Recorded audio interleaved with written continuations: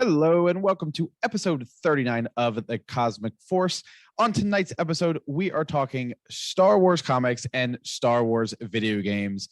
We're going to talk about what video games have gotten the comics treatment, what Star Wars games are in the news, hint, there's a lot of them, some of our favorite Star Wars games, and a special segment where each of us are going to select our favorite comic characters that we want to see in an upcoming video game. But first, let's go ahead and go around the room and introduce everybody else. Emma, how are you doing tonight?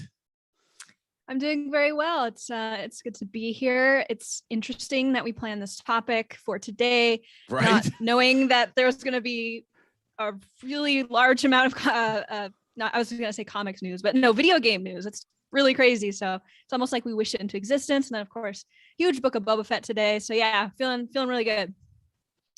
Yeah. I mean, we couldn't have planned this more perfectly. It's almost as if the Force was working with us in regards to the topic of the show this week. Caleb, how's it going over there? Good. In your nice, man, that is a comfortable looking sweater you've got on right there. It is very nice. It's a little chilly down here in Georgia, so I decided to be a little casual today, talk about one of my favorite subjects, video games.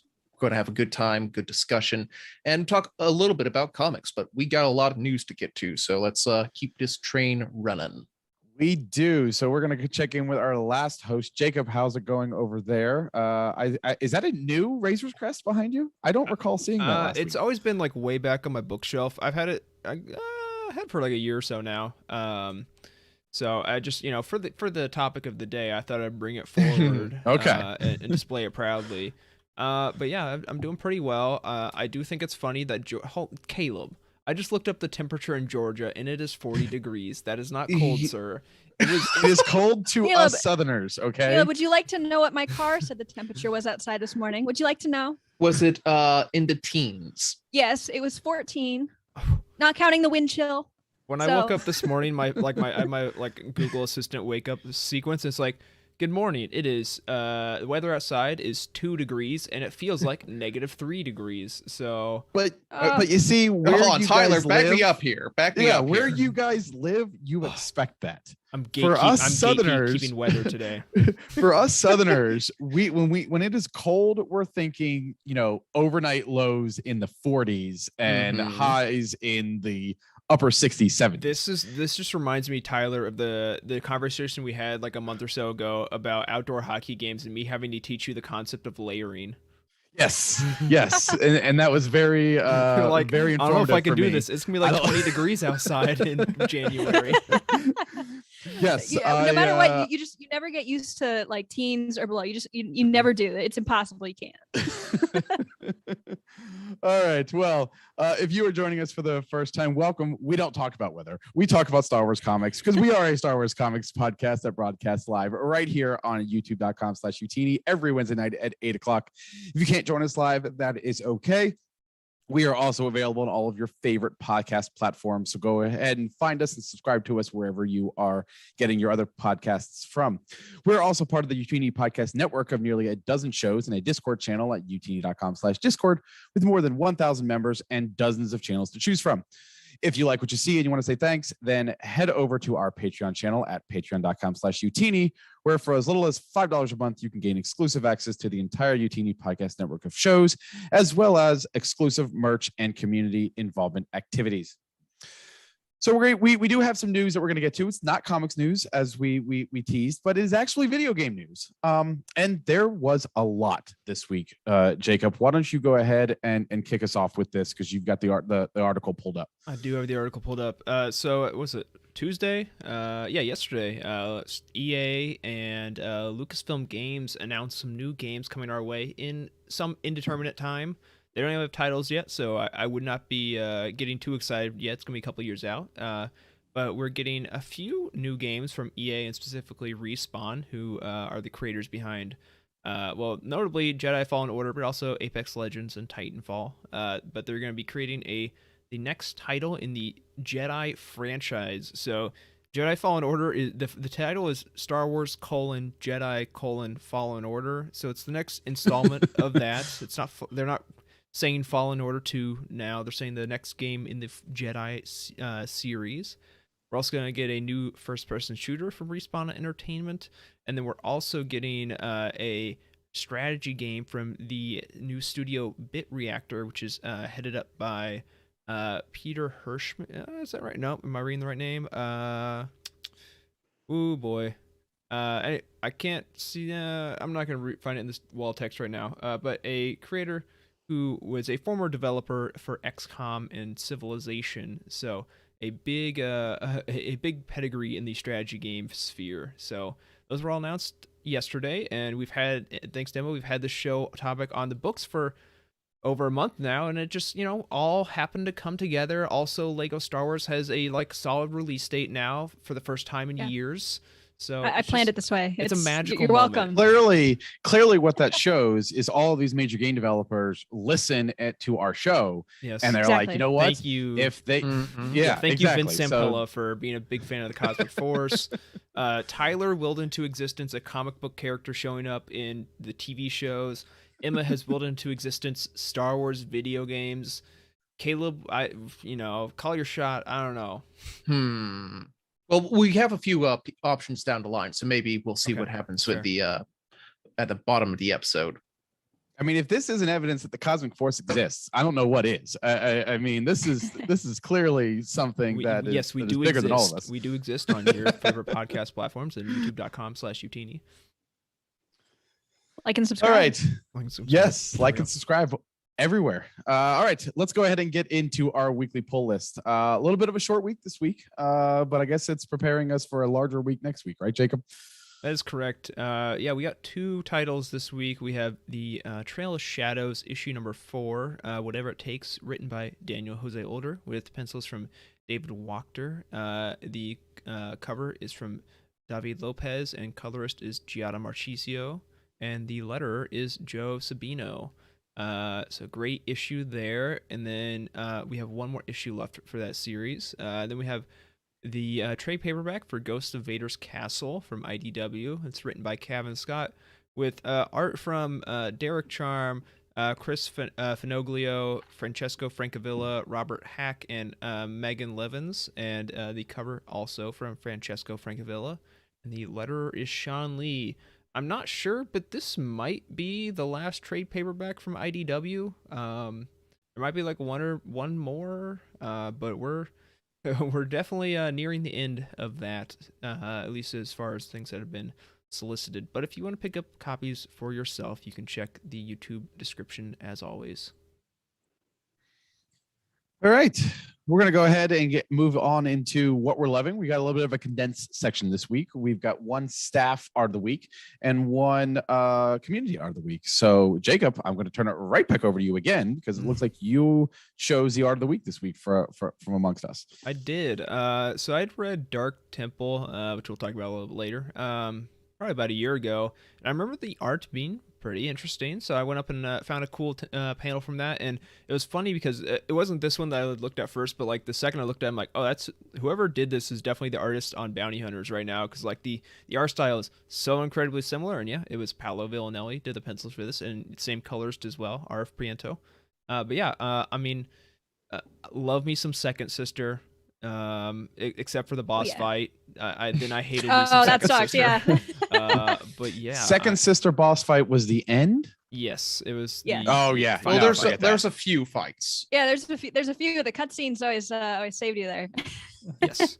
We'll talk about that later. Yeah. Yeah, and you fight her earlier in the game as well. But yes, yeah, this it was a very visually interesting mini series. They're on this very weird planet with this red fog, smoke, and weird particle effects thing. It's cool. It's visually It reminds very me of intriguing. Crate a little bit. Yeah, a little bit. Kinda. bit. Yeah, I got impressions of that too. Yeah.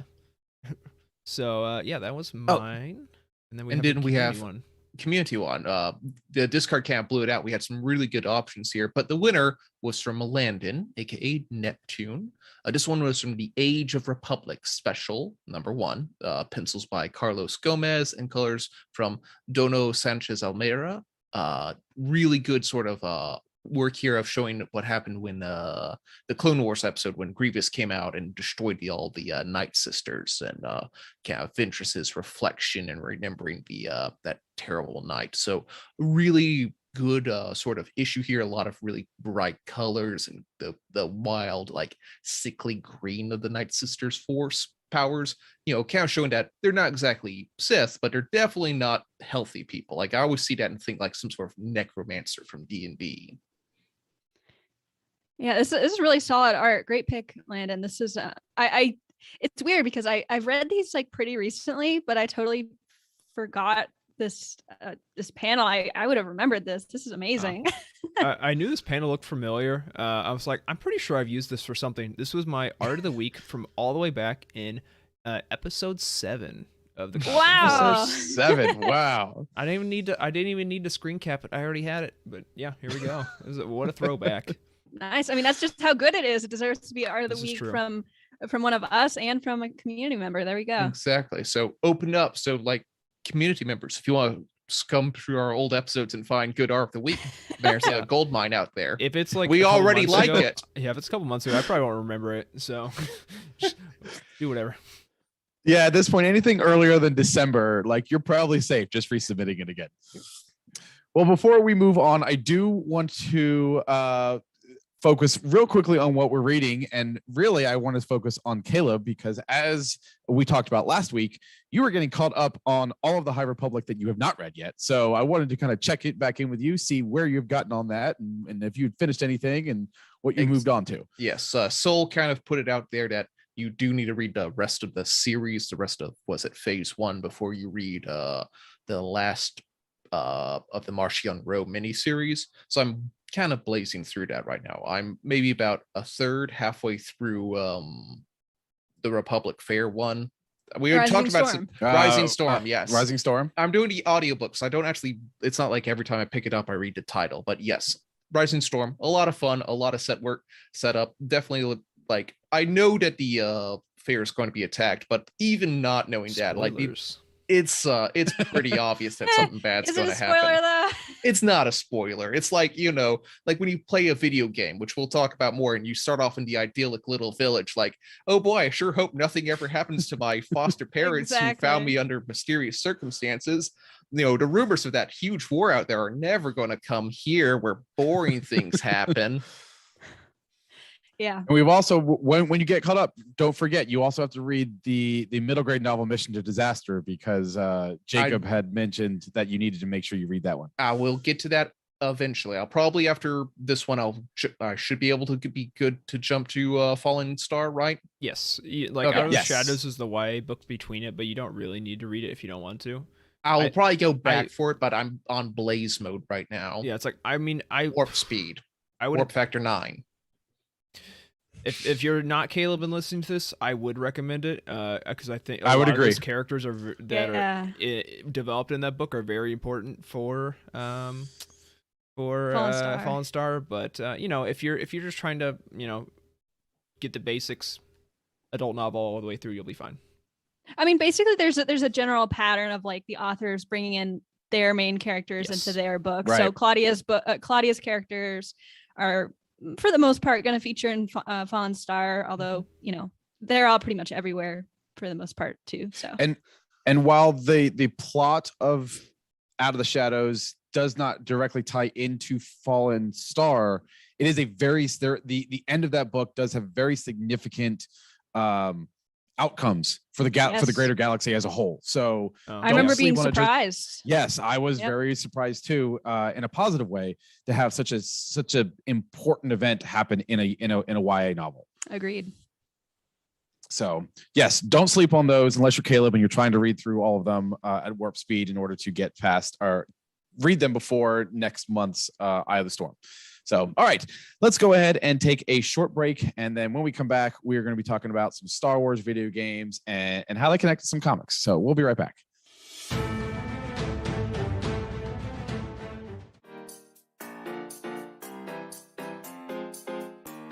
It's what Jimmy Oh my McGinty God! says Shane Charles Falco needs. is absolutely Charles calling. is calling. Put him on. Put him on. Wait, is this the first time caller? Hello, you are live on the Living Force. Hey, long-time listener,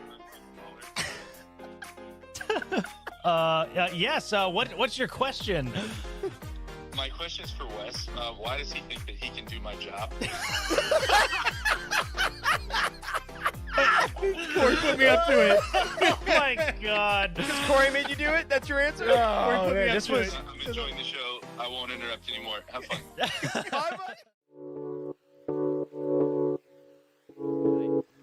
How canon is Darth Bane? Obviously, he is samurai body voiced by Mark Hamill is in season 6 of the Clone Wars, and they reference Bane's order and all that. You created the ruler too, but he was the worst Yoda I've ever done. I'm getting tired. It's been a long week. Is that what that was? I didn't I even. thought you were having a voice moment. Yeah. I didn't the even get the coughing word fit. structure right. Oh man. Edit that in post, Rick. How canon?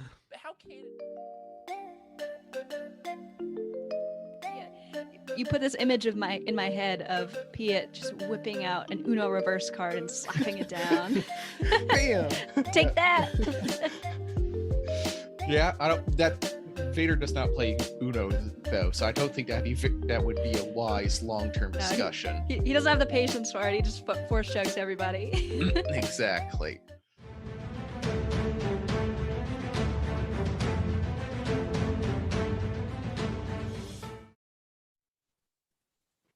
All right, we are back. And like we've mentioned a few times, we are talking about video games and how they relate to comics. But, you guys have been hearing us talk for a while now, and you know what our favorite comics are.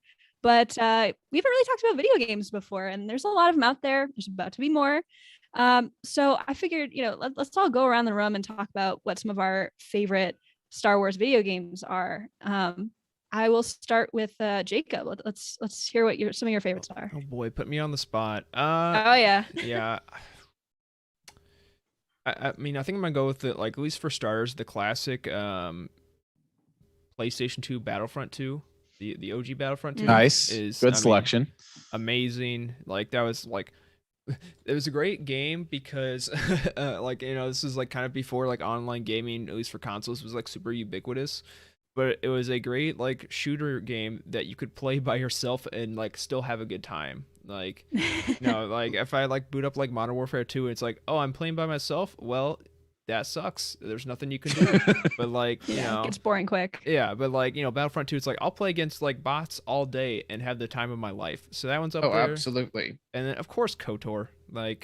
I had a funny experience with that because I don't know if I've told it on this podcast before, but I was I guess this was 2005 when that game came out, or 2002. Oh damn. So I was 6 or 9, somewhere in that range. And my mom had bought me Star Wars Galaxies for Christmas. This is a certified Freddy moment.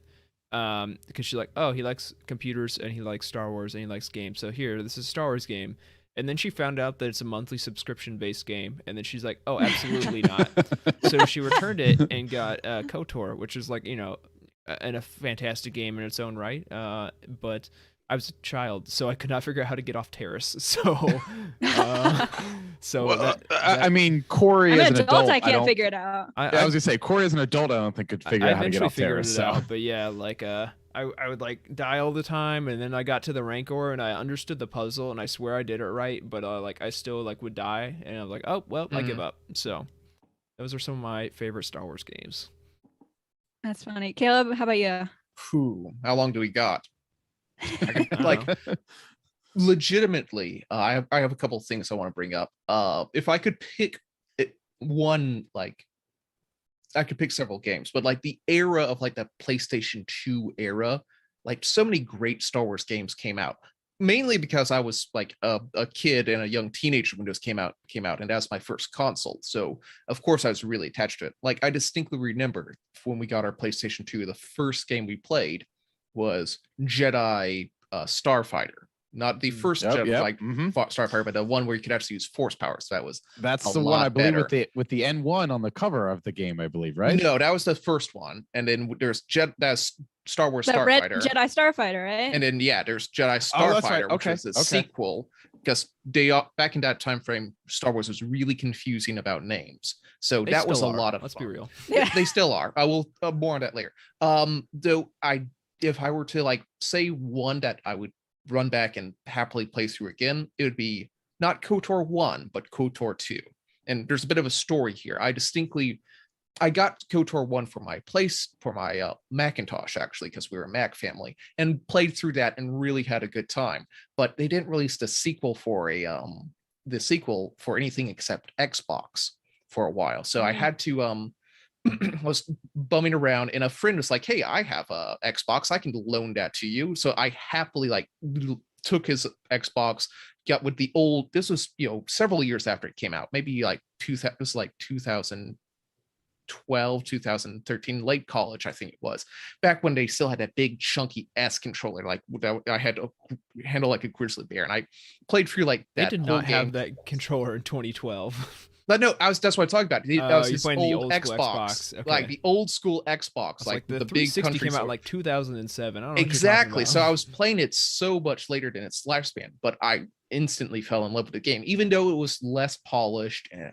I felt like it was doing so much more. But there's a time I had to give it back because I had to give that Xbox back to my good friend Dr. Corey Helton.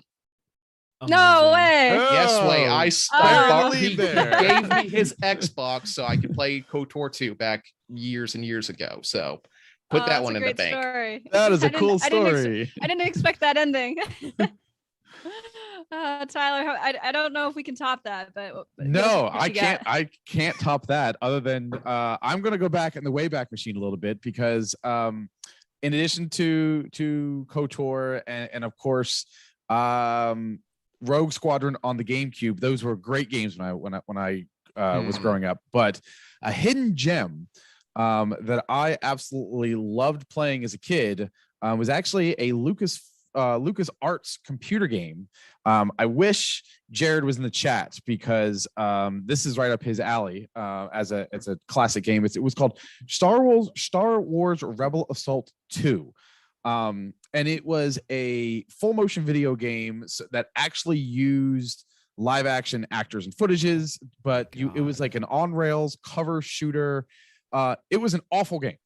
But in 1995, when I was 9, it was an awesome game because it was a Star Wars game. And I've said before, we didn't have a lot of Star Wars things. But you got to fly the Millennium Falcon. You got to, I remember this level there. So you're this little rebel guy.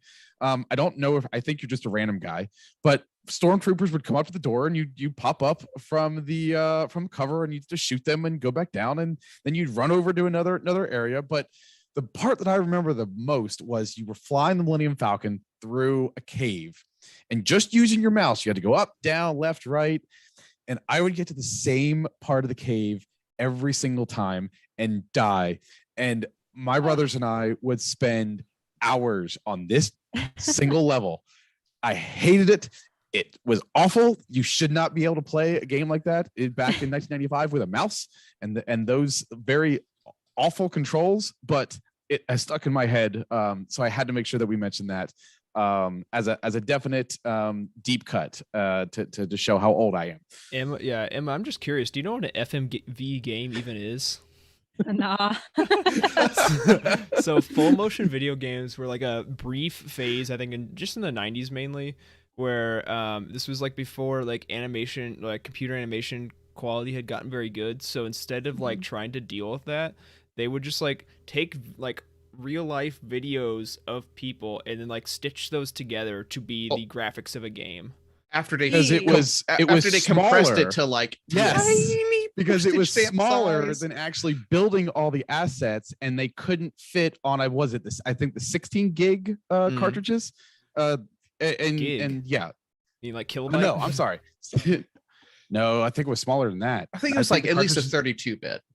Okay, was it okay? I know it was extremely small. It was like the size of like 3 songs or something. Oh god. Yeah, it was it was awful, but it was so much fun at the same time. I'm not an expert, but it doesn't sound like movie footage and 1995's video game graphics would go very well together. Well, okay.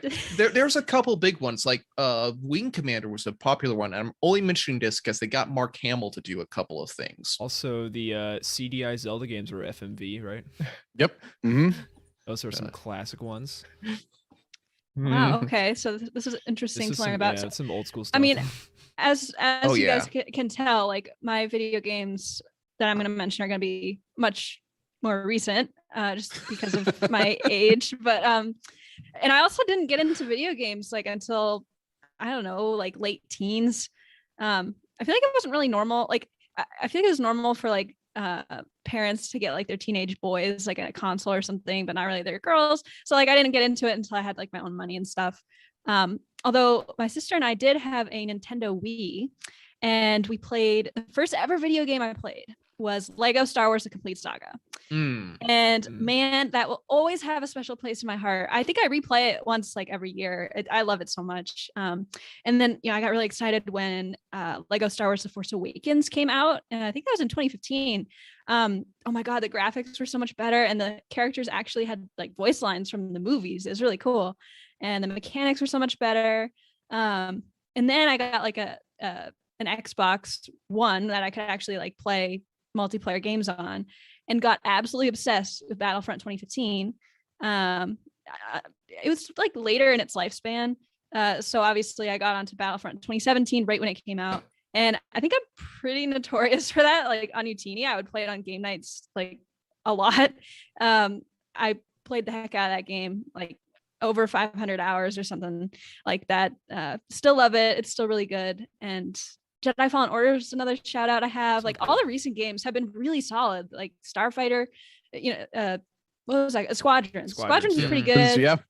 I wish the campaign was longer, but that was interesting too. So I can't wait to see what comes next. I mean, yeah, all those announcements, they have me pretty pumped. So. I will say, yes, Squadrons is not my favorite Star Wars game of all time, but it's definitely the coolest experience I've ever had with a Star Wars game, because I have a flight stick and I have VR. So like, I mean, that's the best way to play it. Really feels like I'm flying a starfighter. Like I'm like looking around the cockpit everywhere. Like it's super cool. Like flying A-wings and pulling like backwards rolls and be able to like look out the cockpit above me and see the people chasing me. Like, that's so cool. God. It's incredible. That might make me sick. I don't know. Like it's so cool. It was like the first time I like played like on like a flat screen in front of me instead of VR. I'm like, what's like, especially flying in a tie, it's like, what is going on? Like it's just like this little tiny like it's like now you understand why they're why the Imperials are horrible at shooting, like but also I mean I thought it was a cool experience just playing on a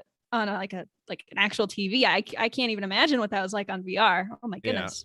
Now I want to go play Squadrons again. Although every time I say that I'm like but do you really? It's like, is it worth the frustration? I don't know. We'll see. Well, we've had a couple of video games actually get the comic treatment and have some crossover events from the video game industry into their own comics line. So Caleb, you were able to track down a number of different crossover comics that we've had. So I want to go ahead and let you introduce our first comic of the evening.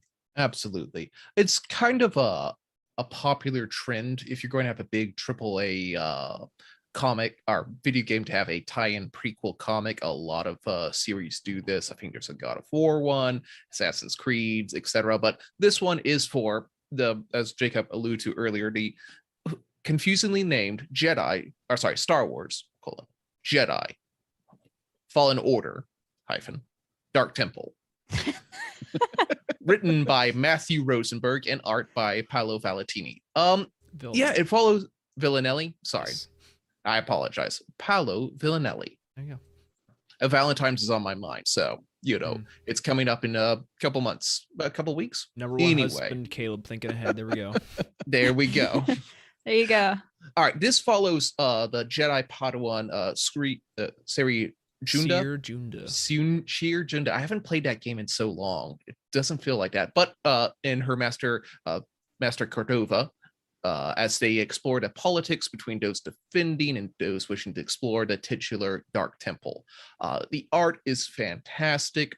The tie-ins to the comic, I feel, were a little on the weak side. How did you guys who read it feel? Do you feel like it did a good job encapsulating what the actual story of the Jedi Fallen Order was, or they feel kind of titular, adjacent, or just doing its own thing? I mean, it's definitely separate from the Fallen Order central story, but it's like a nice like ancillary material. Like if it's like it'd be the kind of thing you're like, if you played Fallen Order and really liked it, I would recommend this just because Cordova plays like a very central role in the story, but isn't fleshed out a whole lot in He's only the a actual hologram. game. Yeah, he's a hologram, and like so like his character is super important to like the overall story, but like yeah, it's just like Star Wars books. Like no one's gonna tell a I don't know, Max Rebo story, but sure and well that someone will be willing to write 50 pages of a book about Max Rebo. I don't know why I said that character, but like yeah, like it's the same I don't thing. know, that's random. Yeah, it's the same thing with comics. It's like, yeah, no one's gonna tell you the whole backstory of Cordova, but this at least gives you a better idea of who he was as a person when he was still alive, and like why he does what he does in the video game. Yeah, I agree. Like, honestly, in the video game, whenever his cutscenes came up, I got really confused because he was just talking about these like Zepho people the whole time, and I wasn't following it, and I still didn't follow him in the comics either. Really, I mean, he reminds me a lot of what's the dude from the High Republic, the Jedi, the Scholar Jedi. Was that the Comac? Yep. Yes. He reminds me of Comac, but nerdier, believe it or not. So I wasn't really interested in this comic for him per se, although I have to say that like it was a benefit. I think if I played the game again after reading it more recently, I'd have a little bit more respect for that side story. But I was honestly mostly interested in it for Seer because I thought her character was very interesting in the game, and she didn't get a whole lot of screen time, but especially towards the end when we found out about her past and sort of like the tragedy surrounding her, I wanted to know more about her backstory, and I'm so glad that we did get it. And especially with the second sister as well, seeing more of her was really cool, especially knowing their connection later down the line. Yeah, totally. Yeah, it's really cool. Seer Junda, she's played in the game by Deborah Wilson, both in voice and I think they did mocap for her as well. I think so, yeah. Also does the same dual role in the Tales from Galaxy's Edge video game. I know we're not. No way, does she really? Yeah, she's like one of That's so cool. I think she's like a Quarren, like space pirate or something like that. Oh, that's really sick. Yeah. So. I love that. Yeah, she's doing double duty in the Star Wars universe. Awesome. Oh my gosh, we love to see that.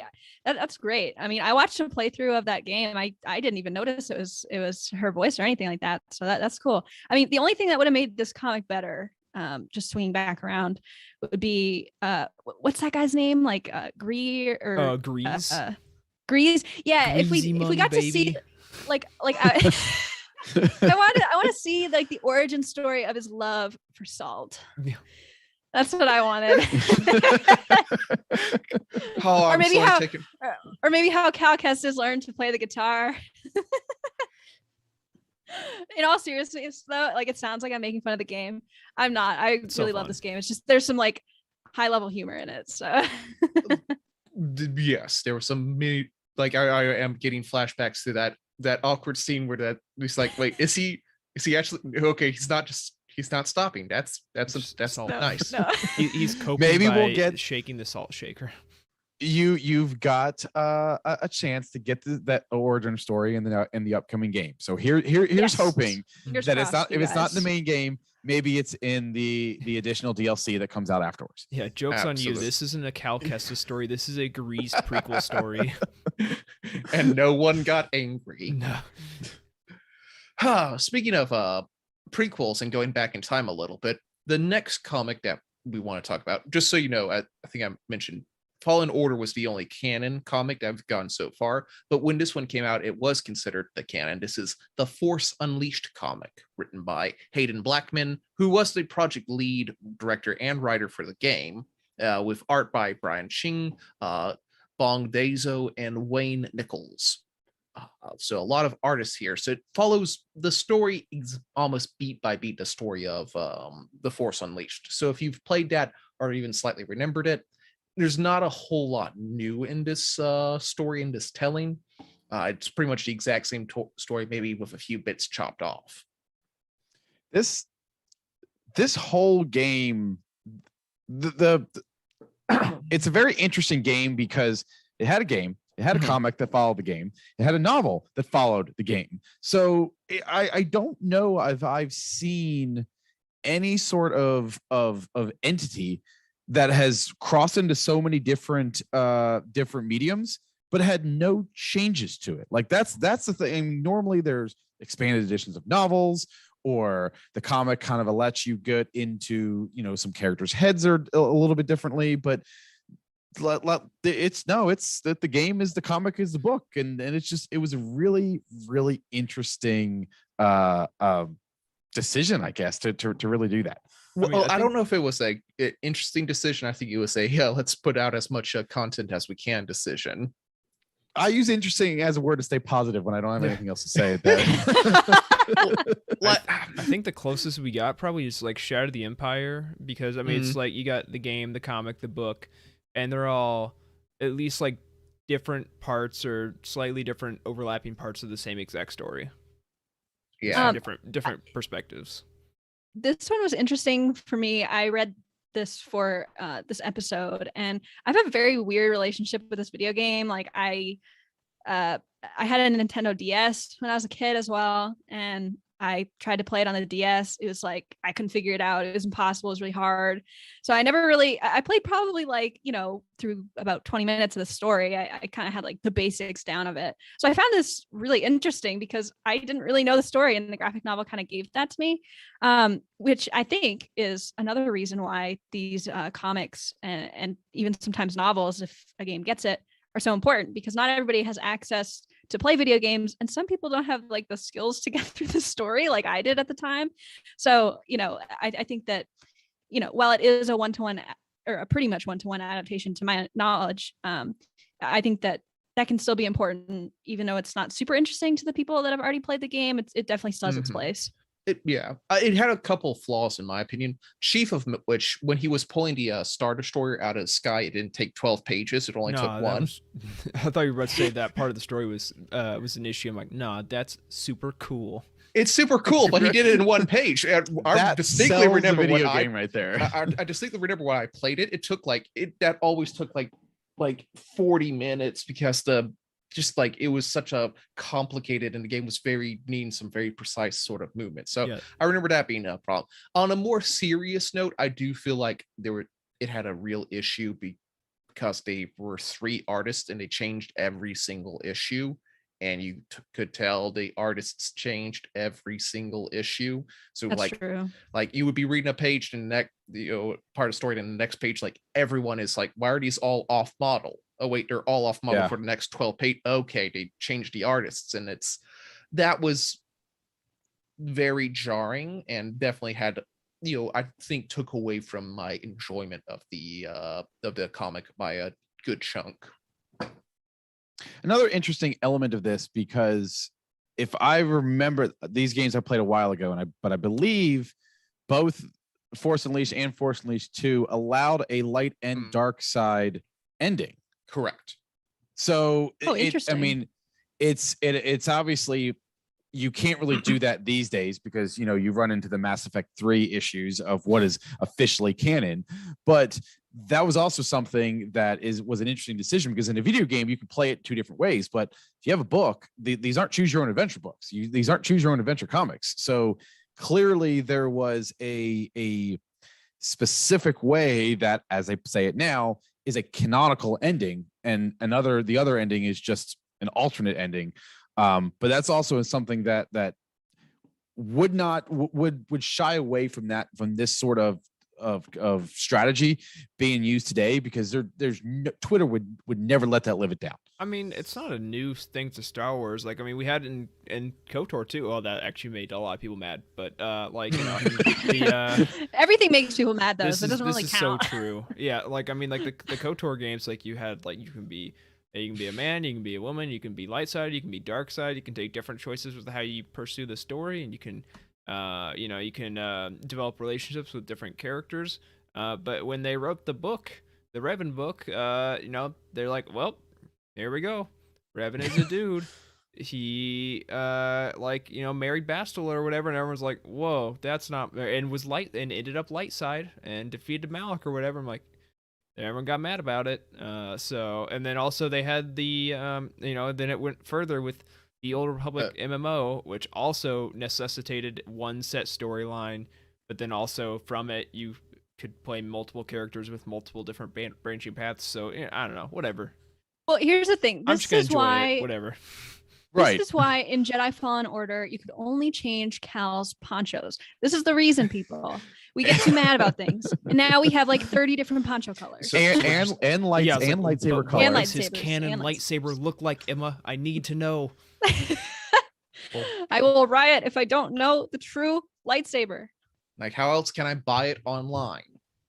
Yeah, exactly. I mean, they're gonna have it at Galaxy's Edge Yeah. actually soon, like the canon one. So there is technically a canon one. Thank goodness. Otherwise, I don't know what I'd do. Yeah. Now, So speaking of, I was gonna say Okay. maybe they learned a little bit once they got on to the second the comic for the second game, right? I was about to Caleb? say, what? Speaking of lightsabers, what's better than one lightsaber? Two lightsabers, and that was the whole reason people bought Force Unleashed 2. As for the comic, I felt like the comic Force Unleashed 2, again written by Hayden Blackman, but this time with art by Omar Francia and Manuel Silva. The art was a lot more consistent through this one, and the plot, instead of just being a retelling of the game story, was actually a Boba Fett comic, because Boba Fett made a kind of a minor antagonism in the game, but essentially the entire series is Boba Fett being pulled into the plot of the game, which I felt like gave a lot more substance to the story. So I Sure. wasn't doing the exact same over and over and over again. Plus, it definitely had like a kind of like a strange humanizing element to Boba Fett there towards the end. It was definitely not the normal take that we usually see when someone has like, I get to write a Boba Fett story. Oh boy, here we go. Better have him like kill as many people as possible. Definitely he kills people, but definitely not as a hardcore like Boba Fett sort of thing as you might be expected. Yeah, I mean, I also read this for this episode, and I had mixed feelings on it. Especially, I mean, it was weird timing with like the Book of Boba Fett coming out and stuff. Like, it made me really remember why I love what they're doing with Boba Fett right now. Like, giving him more of a like, I don't know, personality. Yeah, I mean, like at the beginning, he's like, you know, in a bedroom with like a woman. It's like, oh, okay, we're gonna do this again. Like that's great. Like, you know, so I'm really happy. Like, it just made me reflect on like what Boba Fett used to be and what he used to symbolize, and like I'm just really happy with what I'm not meaning to turn this into like a canon conversation, but like, you know, yay, Book of Boba Fett. And like but yeah, I mean, I agree. Like it was nice to have a character that we know more than Starkiller to like anchor us in the story a little bit, because in the first one, you know, we only really knew like Bale, but he wasn't really in that much. And so to have a character that we knew and loved, to see the story through their eyes, I think did make it better, even though it wasn't my favorite portrayal of Boba Fett. Absolutely. Yeah, it was kind of a like Star Wars on Force Unleashed 2 was a much shorter game, all of 4 levels. So the comic was definitely a lot shorter. So take that as you will. It's probably a good thing having a more condensed story. But that was those were our 2 major ones. We got a couple other honorable mentions. First of all, we should talk about, as we did a little bit, should we? Shadows of the Empire. Oh, my favorite. I was about to say, we did a whole episode on this, written by John Wagner, art by Killen Plunkett. Just see episode 10. That was the entirety of our episode. We had 6 people on, 2 guests from Legends Look Back. Had a great time talking about it and its sequel. If you want to know more, just rewatch episode 10 or watch it for the first time. It was a good episode. It was a good episode. We had a lot of fun, even though like Shadows of the Empire is a little iffy. And also for legal reasons, what I said earlier about me liking it was a joke for legal reasons. I can't believe that was that long ago. That was I know. I went back to check because I didn't see that Caleb had already added a bullet point about what episode it was. I'm like, I was like, oh, it's like probably like 20 something, right? It's like, no, episode Right? 10. That's what I was thinking. I remember it being early, but Yeah, like it was yeah, like in the 10 summer was- because that was like the idea Yeah. behind it. But yeah, you can check Oh, out that's right. Cosmic Yeah. Force episode 10 and Legends Look Back episode something. Because they did something they did one on the novel and then game nights. I don't know. Check out the game nights playlist. They played that as well. Just look up Exactly. Shadows of the Empire on YouTube, and it'll probably be there. You could listen to the soundtrack too. Soundtrack is great. I have it on vinyl. It just Oh, like, nice. It just straight up just like sounds like. I mean, I played in band all throughout school through college, and it just sounds like a regular concert band piece, and it's pretty good. Also, Is that the best part of the Shadows of the Empire initiative? the action figures are pretty cool. Cool. Dash and come on, Yeah. Dash Rindar's the coolest Jacked- character. Jack Dash Rindar. Yeah, the toys were good. Yeah, I don't know. Exactly. All right, and last on our honorable mentions, this one I kind of squeaked here at the end. It is Knights of the Old Republic, the comic series written by John Jackson Miller and a host of other artists.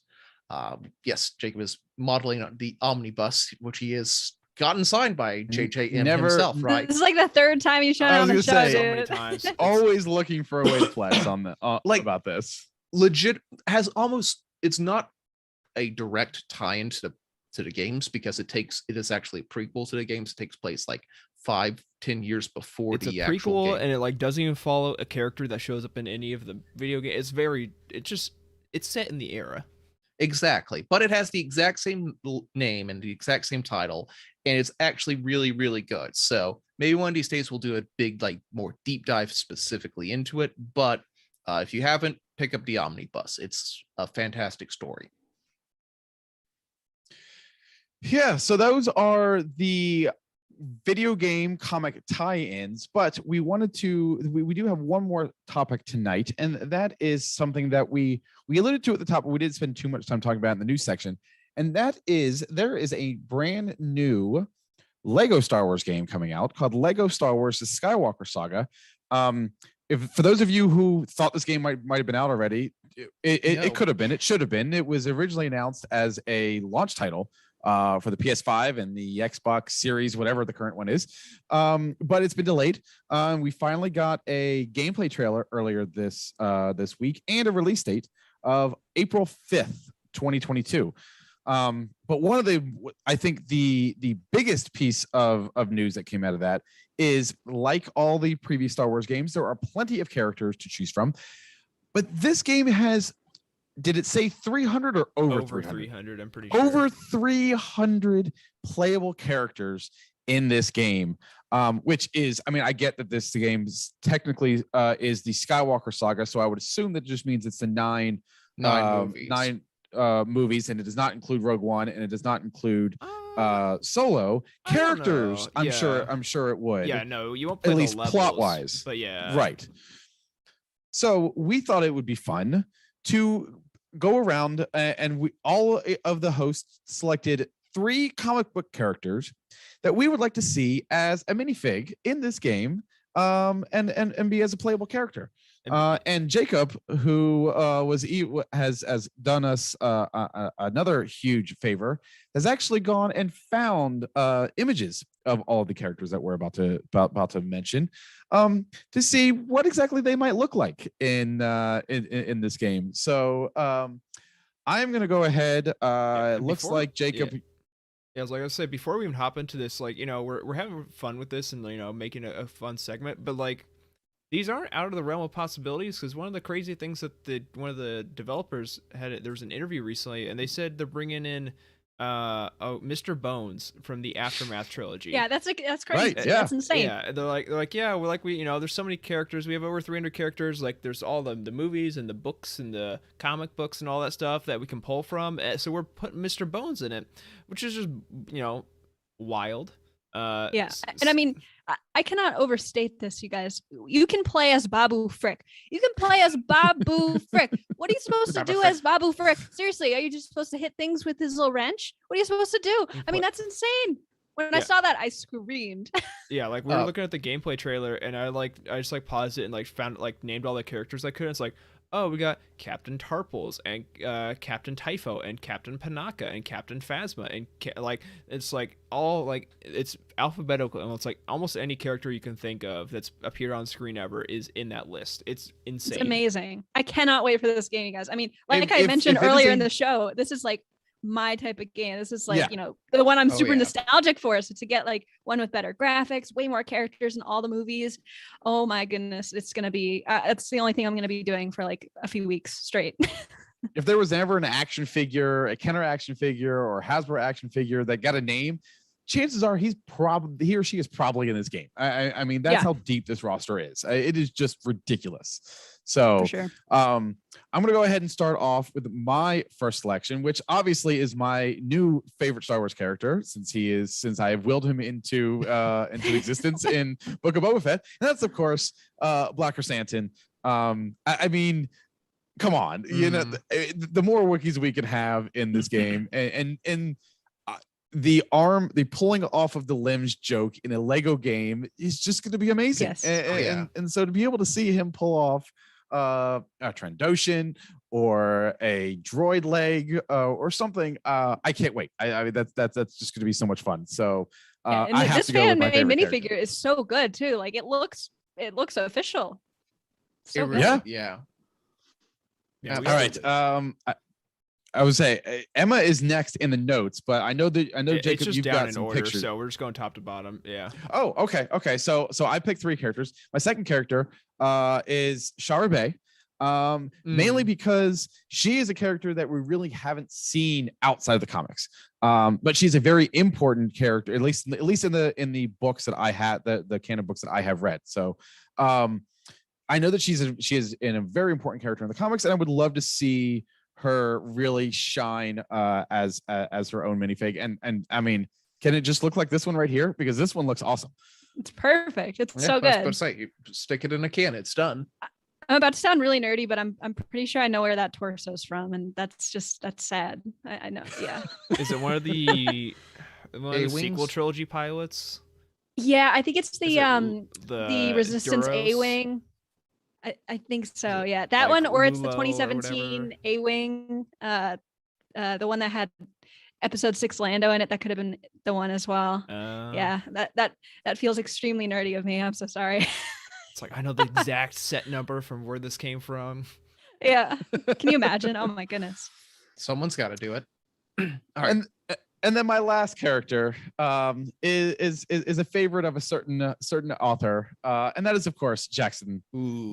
He's such a good mean, choice. how can you not go with Jackson? I mean, he has become sort of a legend in his own right these days, and there's no better way to complete the Jackson comeback tour than having him be in this game as a minifig. As high as Black Chrysanthemum stock is right at this moment, I think Jackson is way more likely to be in the game. Yeah, I mean, he I got a think Black Jackson Series is figure. so. That's insane. You think so? I think Okay. I think Black Series is Jackson true. is just because he's also such a silly character, and the Lego that's something that if you're a creator of a Lego video game and you saw, hey, we can have a giant green rabbit, like there's no way they would not do that. You That's know? so true. Yeah, it's perfectly made for the Lego style of humor, honestly. Yeah, So, and I want his figure to look like this. I want the ears to be a clearly additional piece that can Yes. That fall someone off of 3D his character. printed. It's like I Yes, know yes. Jose at one point, I'm pretty sure in Slack made a Photoshop of a Lego figure for him, but that was like, I mean, probably months and months and months ago. Because there's a Lego mold for a Bugs Bunny head, so I think he just like Oh, okay. tinted Green it tinted it. Yeah. But if they do put Jackson in the game, I feel like he needs to be Jar Jar in the old games and just have like the super jump. Mm, yes. Yeah. So those are my 3 characters that I hope to see in this game. I'm sure we'll bring this back up when the game comes out and see how many of us are right. But Emma, let's go ahead and see who your characters are. Yeah, so my first pick is a 2-for-1, 000 and BT1, because you can't have one without the other. And yeah, I mean, can you imagine how funny these guys would be in a Lego video game? I mean, the potential for humor there is so good. I could just imagine like an animation of all these like knives and swords and things coming out of all their hands and parts and stuff like that. Yeah, that'd be really cool. Also, to be clear, Dr. Afro was already chosen before I picked my list. Otherwise, she'd be top. Just saying. But I do have. You go ahead. I was like, yeah. Speaking of Dr. Afro, I think the next picture is like one of mine, Caleb, and Emma's combined. Yes. So the third one on my list is the one on the left, Sana Staros.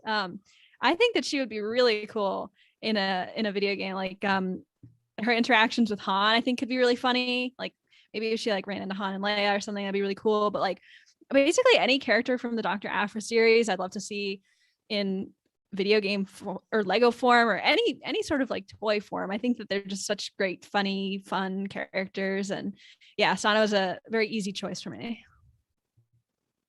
So yeah, those are my three. I think Caleb, that's yes, one or two of yours. I picked the obvious one of Dr. Afra. I think, like looks like there'll be character classes. So she's obviously like a Han Solo sort of carryover. So I think she's definitely very likely to be in there. And I'm really excited to see her and like unlock her and play as her. The other one, I picked this one after someone else had already done it, but I did want to see Black Chrysanthemum. I really, really want to see Black Chrysanthemum. More Wookiees and arm pulling. I want to get in a match with my brother, maybe in back we used to do in the old days, and see who could pull the arms off each other first. Oh, I remember that. And the last one here, even though he's already been in a Lego Star Wars, Lego. He's literally a Lego. That's an official one we have here. He's also in Lego Star Wars 2. I know as a playable character, but he couldn't do anything, and that character is Lobot. And like the only reason I want to see him do more is because obviously the comic series, and they've done a lot of really fun and interesting things with his character. So I want to see Lobot represented really well, really strongly, and not just as a weird joke character who cannot do anything. So you should at least be able to like I don't know, access the droid terminal or something. Exactly. Yeah, have him be able to do that or hack things. I want to see Lobot as like a real character. That's my wish. Yeah, that'd be cool. All right, Jacob, let's go ahead and see who your three are. Yep. So we saw one of them already in Emma's picture, and that's Magna Tolvan. I just think she's a super cool character design. And I haven't played a Lego Star Wars game since the first two ones. Fun story. I got Lego Star Wars: The Complete Saga in one of Emma's favorite games for my birthday. And I was super excited. I'm like, I'm gonna go down and play Lego Star Wars. And my mom's like, no, you should play a multiplayer game because people are here to like hang out with you. So I switched the game, and then I never saw the disc to Lego Star Wars: The Complete Saga ever again. I never got to play heartbreaking. it. But anyways, yeah, Magna Tolvan. I don't know. She's a super cool character design and a comic book unique character. So I'd be happy to have her in it. Queen Trios is my next one, which is the only, not shocking to me, the only one I could not find. Another super such cool a good pick, though. Another super cool character design. That the evil equivalent to Princess Leia. Yeah, the evil Princess Leia. Yeah. Yes. And on the receiving end of another Princess Leia comics punch. So, but my last one, it's not Lobot. It's just the slideshow. It's one I was shocked to find one of. And that is Commander Carbon, the General Grievous Mon Cal mashup from the Star Wars 2015 series, who has 4 lightsabers. It's comical. Where did you find this? Like, what kind of website was this on? I think I had seen this before as like a joke on like a subreddit, and I just had like stored away deep in my memory vault, and I'm like, I think that exists, and I just Googled it, and yeah, sure enough, there you go. There's like, I love the detail on his cape. I mean, so to have it ragged like that, it looks so cool. Yeah, so it's just, if Mr. Bones, the psychotic B1 droid that also kind of shares a subconscious with General Grievous, kind of sort of, can exist in a video game, and so can Commander Carbon. Well, this might sound like a weird thing, but I feel like this image must have come first before they designed Commander Carbon. It's like someone just put Admiral Akbar's head onto General Grievous, and that would be a good character. And, like, Hold on, and write that David down. and Killon looked at it like, "Ooh, I want that in my series." He'd fight Darth Vader. Oh, He yeah, I looked said like a that's wimp. from Star Wars. It's like, yeah, it's from the Kieran Gillen Darth Vader run. Gillen. Yeah. So but yes, funny. it's hilarious. Yeah, please. So I was looking at our lists here, and I was like, okay, Caleb with Afra, Chrysanthemum, and Lobot like has the highest chance of probably taking a clean sweep and having all of them. But at the same time, Emma, 000, BT, and Sana, if Afra's in it, those other three characters almost have to be in it as well. So I think you're right there as well. I feel like Sana would get snubbed. Yeah, but she would be the one out of them to get snubbed for sure. Unfortunately, again, Caleb literally has one that's we already know is going to be in the game, basically. So, yes. So if Lobot isn't in I it, kind we of riot. disqualified myself. One, by picking a character already in the game, and two, by picking someone else's character. So, I'm not in this to win it. I will say, I could see Black Chrysanthemum not making the game because, I mean, if you asked a non-comic book fan who Black Chrysanthemum was a month ago, they would not tell you. They would not be sure. True. And this game again. Okay, but if you ask a delayed. non-reader who Mr. Bones were, That's when they say, that's isn't that a fair, song from White Christmas? Yes, it is. But yeah, if my girlfriend is watching this episode, she just got very happy. But anyways, yeah, like I mean, yeah, Mr. Bones also a deep cut. I'm just saying, is Black Chrysanthemum possible character? Absolutely. Is it high likelihood? I'm not sure. Yeah, I mean, how far in advance have they known that Black Chrysanthemum is going to be in it? Because this game has been done for a while, I think. This game was, like I said, was originally supposed to launch over a year ago. I think it was announced in 2019. Yes, because I know that it was supposed to be. I actually have a PlayStation camera for my PlayStation 5 because the intent was to use the camera and buy this game and be part of Utini game nights, but this game still hasn't come out. So I know for a fact that all of this stuff was supposed to be out. What was that, November of last year? Yeah, 2020, because I think Yeah. it was supposed to be out in 2020 because they had some Lego sets come out. For those that don't know, I also collect Razor some Crest is Legos. one of them. Yeah, exactly. Yeah, some of the boxes had codes on the inside that you could redeem to get the ship or the play set or whatever in the game, so you could play as them in the game. Which who knows where those codes are right now? Yeah, they were released like 2 years ago. The nice thing is, if they still use that system, the codes are not unique. It's not like a randomly generated code, so you can find a list of them online and just, again, if they still use that, because that was 2 or 3 years ago. But yeah. Okay. Thank goodness. Yeah. Now, at the same time, where we say that these characters might not necessarily be in it, I do believe if you pre-order this game, you get a character pack that includes the Bad Batch. Yep. It includes characters from the Bad Batch. I believe it includes characters from Mandalorians up through season 2. Yes. So actually, I believe what you're talking about is the deluxe edition. You pay $10 extra for the character packs, but I don't know. Do you get something for pre-ordering anyways? If you pre-order, you're right. It's the deluxe edition. So it's deluxe edition comes with the extra character packs, but if you pre-order it physically, you do get access to the classic Obi-Wan character. And like an actual, if you get a physical, you don't get like a Luke minifigure. You get a Blue Milk Luke figure. I think that's only with the deluxe though. Oh, okay, gotcha. Because there's a lot of different options here. Like, yeah. So the deluxe edition comes with 7 DLC packs of character collections, including Mando Season 1, Mando Season 2, Rogue One: A Star Wars Story. It says classic characters. I don't know what that means. The classic characters is like the old school, like yellow skin tone Legos. Okay. So like the OG Star Wars Legos before they had like flesh tones. Actual skin tones. Yeah. Solo: A Star Wars Story and Star Wars: The Bad Batch, as well as a Trooper pack. So since this is DLC, I'm going to assume none of those characters are part of the 300 that were announced. Probably yeah. So I think that's safe to assume. And if they're going as recently as the Bad Batch and Mando Season 2, I think that there's a chance that we're going to have these sorts of characters because let's face it, Chewbacca is already in the game. So in order to create a black chrysanthemum, you really just need to change a color palette around a little bit. I think the thing we have to hope for is just the fact that they'll continue to make character packs and just like sell us a Book of Boba Fett character pack down the road. That would definitely, if they do that, it would 100% have black chrysanthemum in it. Oh yes.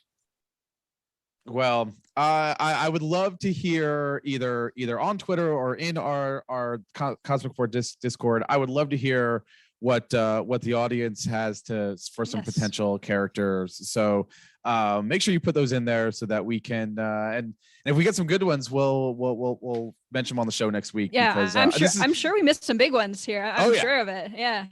I mean, we got 300 and we've chosen 12. So there's plenty more options out there. 11 with we Caleb's, do have, another comic book character real quick. Rin does have a Lego model after the Halloween special. This is true. That's true. Yeah, that's a good point. You'd think that they'd want to use that. Yeah. So, but that's all right. So that's going to wrap up this week's show on video games and comics. Two quick announcements before we close out. One, next week we do have our show will be the War of the Bounty Hunter Roundtable Part 2, where we are discussing the companion trade paperback. So if you haven't picked that up, be sure to grab that. And also after the show tonight, our UTini's primary Twitter account, Utini_US, is actually hosting a Twitter space at 10 p.m. Eastern, where a bunch of us will be discussing today's Book of Boba Fett episode. So if you've watched today's episode and you want to chat about it, maybe what happened today, maybe what might happen in the next couple of weeks, be sure to join us, and I will actually be sure to drop a link for that in the Cosmic Force Discord channel. So yeah, that's gonna be fun. I think it's the first time that we've done this as a community, so hoping to see a lot of you guys out there. But until then, that is going to do it for this week's episode of the Cosmic Force. Don't forget to like and subscribe to the show right here on YouTube, where you can hear us live every Wednesday night at 8:00. We also encourage you to subscribe to the audio version on whatever podcasting platform you listen to. You can also visit utini.com for reviews, articles, and news for the entire expanded universe. And we encourage you to join our Utini Discord by going to utini.com/Discord. And you can also help support the show by heading to patreon.com/Utini and start receiving exclusive perks starting at just $5 a month.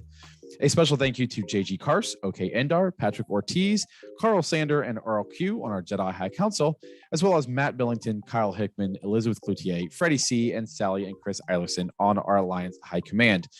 Like I said earlier, you can tweet at the show at Cosmic Force Show or at the host individually. I'm at Ty Rags, Emma is at Irma Jedi 26, Caleb is at Caleb Lamanik, and Jacob is at Jacob Bosch.